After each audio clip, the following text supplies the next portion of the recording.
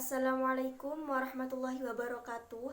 Nama saya Vivi Nabawiyah dari Fakultas Tarbiyah Prodi PAI semester 6.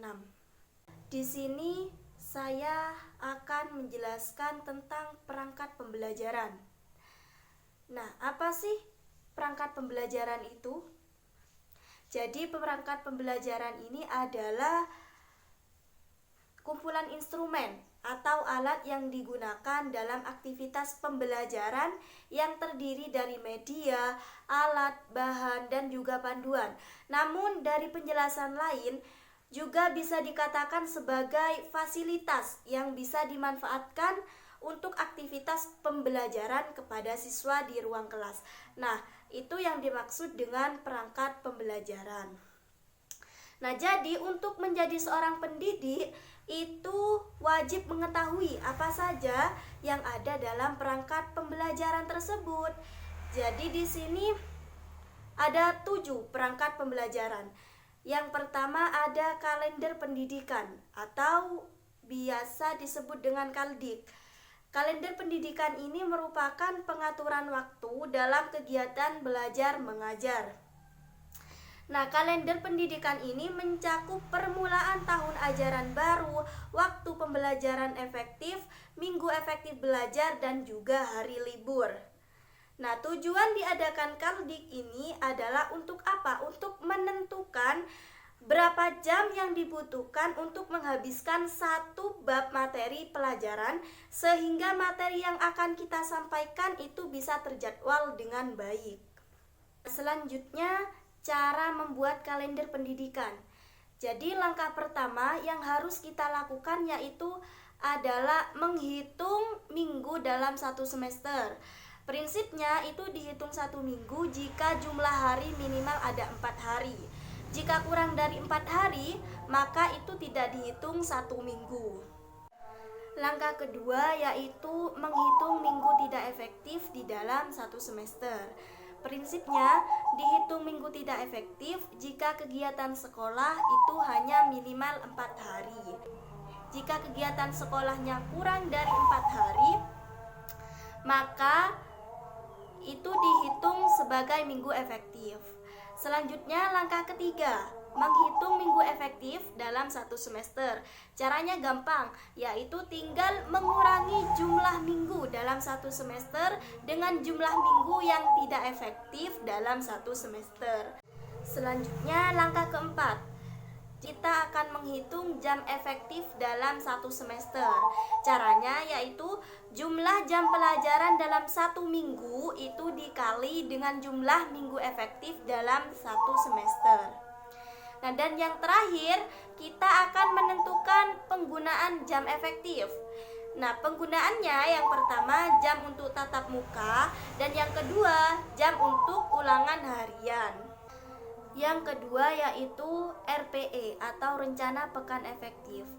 Jadi rencana pekan efektif ini adalah hitungan hari-hari efektif yang ada pada tahun pelajaran yang sedang berlangsung. Dan dalam menyusun RPE ini harus berdasarkan dengan kalender akademik. Nah, caranya bagaimana? Jadi langkah pertama yang harus kita lakukan adalah menentukan identitas mata pelajaran yang meliputi apa saja, yaitu satuan pendidikan, mata pelajaran, kelas atau semester, dan juga tahun pelajaran. Langkah kedua yaitu perhitungan alokasi waktu. Jadi dalam melakukan perhitungan alokasi waktu, ini yang perlu kita lakukan adalah yang pertama, mengetahui jumlah bulan dalam tiap semester. Nah, di sini jumlah bulan dalam tiap semester itu selalu tetap, yaitu 6 bulan per semester. Jadi semester ganjil itu dimulai dari Juli sampai bulan Desember, dan semester genap itu dimulai dari bulan Januari sampai bulan Juni. Yang kedua, jumlah minggu dalam setiap bulan. Jumlah minggu dalam setiap bulan itu disesuaikan dengan kalender resmi dari pemerintah. Misalnya, bulan Januari di tahun ini, di tahun 2022, itu terdiri dari 5 minggu. Dan bulan Februari terdiri dari 4 minggu, begitu seterusnya. Yang ketiga, jumlah minggu dalam tiap semester. Jumlah minggu dalam tiap semester itu ditentukan oleh total seluruh minggu dalam tiap bulan pada satu semester. Yang keempat, jumlah minggu tidak efektif dalam tiap semester. Itu dihitung dengan memperhatikan beberapa kegiatan sesuai yang ditetapkan dalam kalender pendidikan. Misalnya, libur awal semester, libur ujian nasional, libur awal puasa, libur hari raya Idul Fitri, dan libur-libur yang lainnya. Selanjutnya, mengetahui jumlah minggu efektif dalam tiap semester. Nah, di sini jumlah minggu efektif dalam tiap semester itu dihitung berdasarkan rumus. Selanjutnya, yang terakhir, kita harus menghitung jumlah minggu efektif dalam tiap semester. Langkah ketiga yang harus kita perhatikan yaitu distribusi alokasi waktu.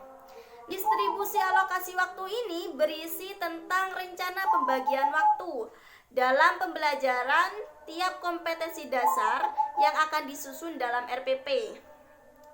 Misalnya, sebuah kompetensi dasar membutuhkan 5 jam pembelajaran, maka alokasi waktunya adalah 5 jam pelajaran dengan 2 kali pertemuan dalam 1 minggu. Selanjutnya, perangkat pembelajaran yang ketiga, yaitu ada silabus. Silabus ini merupakan acuan penyusunan kerangka pembelajaran, yang mana untuk setiap bahan kajian mata pelajaran. Jadi silabus ini adalah salah satu perangkat pembelajaran yang sangat dibutuhkan dan wajib dimiliki oleh satuan pendidikan. Nah, di sini ada beberapa komponen yang harus ada dalam membuat silabus, yaitu sebagai berikut. Yang pertama, identitas mata pelajaran dan identitas sekolah yang meliputi nama, satuan pendidikan, dan kelas. Yang kedua, kompetensi inti atau KI, yaitu gambaran mengenai kompetensi dalam aspek sikap, pengetahuan, dan keterampilan yang harus dipelajari oleh peserta didik untuk jenjang sekolah, kelas, dan juga mata pelajaran.